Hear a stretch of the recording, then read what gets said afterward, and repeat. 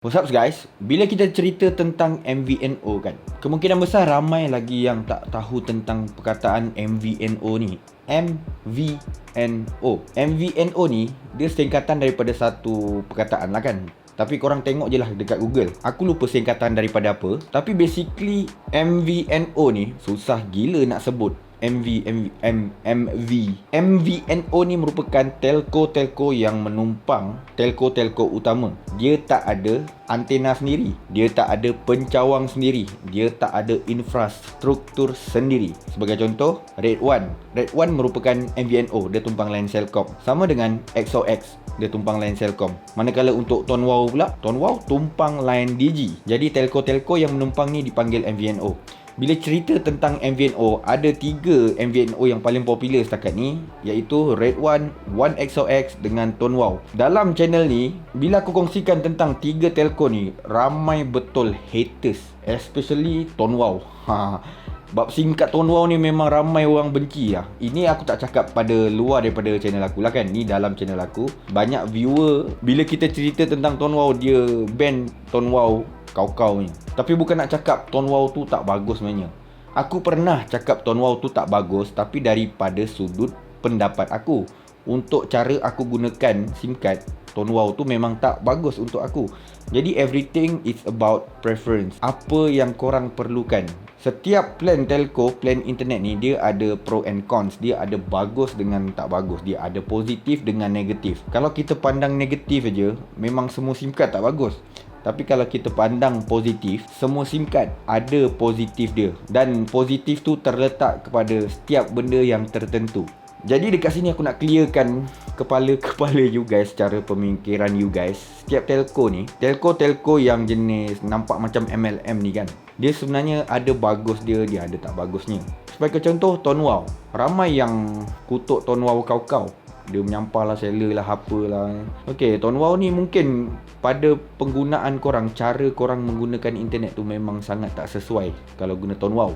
Jadi korang menganggap Tonwau tu macam satu SIM card yang toksik, macam benda yang tak berguna, semak. Dari perspektif aku pula, untuk kegunaan aku memang aku takkan gunalah kan, sebab dia tak kena dengan keperluan aku. Tapi ada satu bagusnya Tonwau ni. Satu, nak menjana pendapatan. Memang bagus lah. Aku tengok dia punya persen tu boleh tahan besar guys.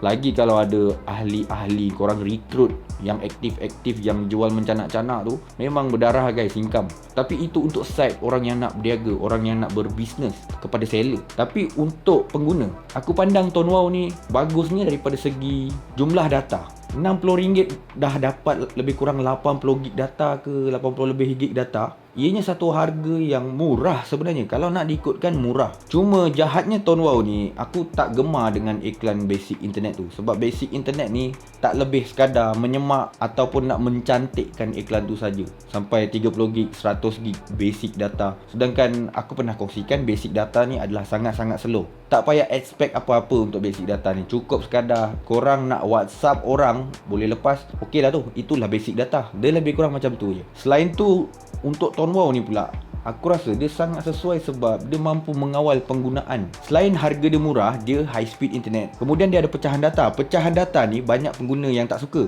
Tapi pecahan data ni dia ada kelebihan untuk golongan-golongan yang nak gunakan internet secara terkawal. At least hari terakhir sebelum renew, internet still ada. Seperti TDS 60 tu kan, 2 gig satu hari. Kira okey lah bagi aku, memang at least boleh pakai. Tak ada masalah.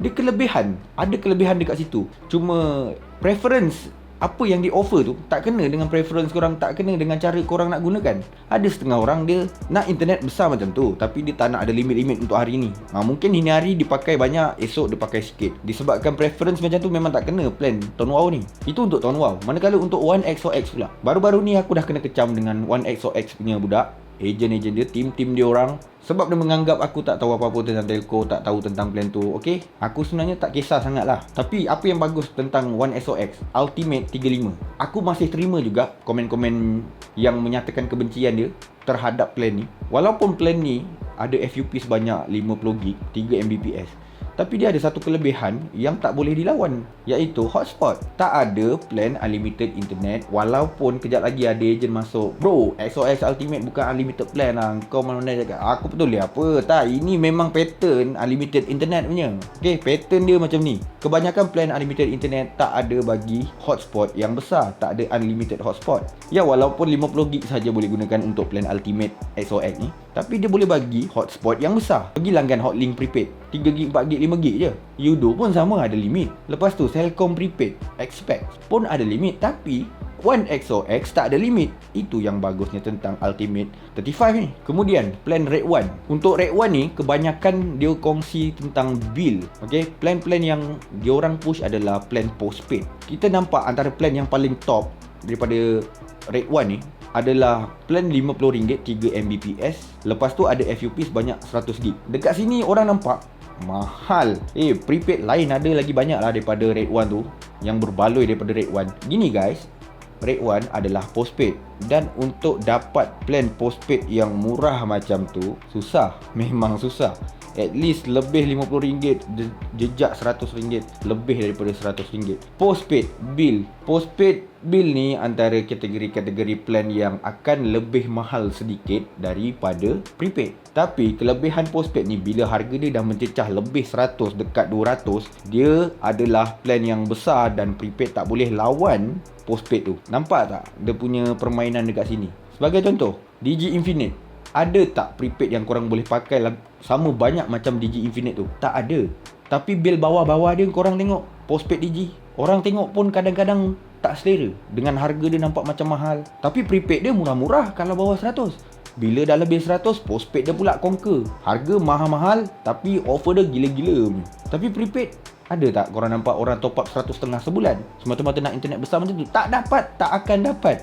Korang nak dapat macam tu kena pakai postpaid. Jadi ini perbezaan dia antara postpaid dengan prepaid ni. So guys, MVNO, telco yang tumpang pencawang telco utama, ada bagus dia, ada tak bagus dia. Sebelum korang pilih, korang kena tahu apa yang korang perlukan dan cara korang menggunakan internet. Kalau anda tak tahu cara penggunaan internet anda, pastinya semua telco ni memang tak bagus kalau nak diikutkan. Kalau kita tak tahu macam mana cara kita gunakan, semuanya jadi sampah, semuanya jadi macam tak berbaloi, semua nampak mahal. Consider to subscribe, like kalau suka, share kalau berguna. I'll see you guys on my next video. Bye.